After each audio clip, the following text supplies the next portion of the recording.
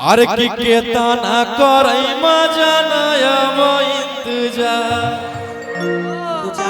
कि छोड़ दे हथियार कर हमारा से प्यार कि केतना करई मजा नयब इंतजार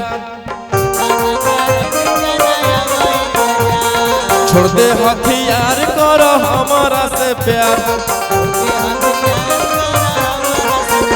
हेलो भैया भैया भैया छोड़ दीजिए उन लोग को, छोड़ दीजिए। हेलो हेलो उन लोग को छोड़ दीजिए धक्का मत दीजिए, छोड़ दीजिए। हाँ सब बस उधर मत भैया, उधर मत जाइएगा, उधर मत जाइएगा। अरे कि राजा रोशन रोहिया गोली चला वही हर बात में कि राजा रोशन रोहिया गोली चला वही हर बात में कि रहियो नहीं अकेले सौ सौ गुंडा रहो साथ में दिन में खोज ले चलो पुलिसिया मिले ले रात में।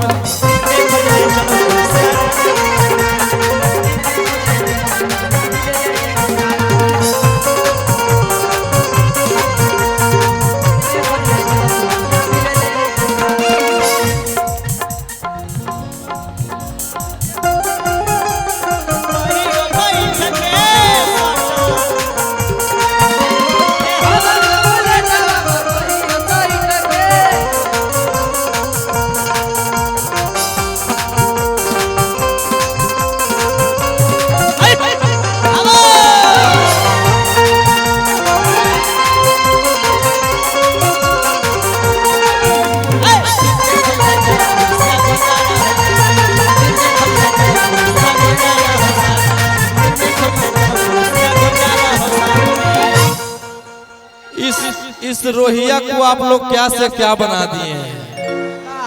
एक साल पहले क्या थे। अरे कि फेरे लगल हाथ हमारा कोमल कोमल काया लगल रोशन रोही चिढ़ावा किराया। जब से जेल में गए तब से आप लोग एक अलग लेवल का प्यार दे रहे हैं। जय हो महादेव। अरे कि फेरे लगल हाथ हमारा कोमल कोमल काया कि मांगे लगल साया वाला चिढ़ावा किराया।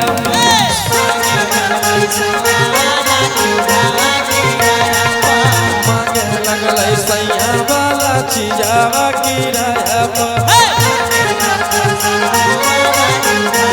हेलो हेलो हेलो अब ओकर बाद क्या हुआ कि एगो शेरवा जेल के भीतर कोई गो शेरवा।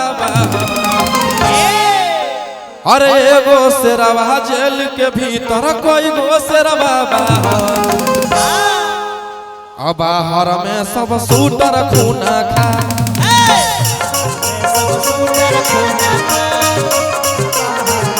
बाहर में सब शूटर खूना खा।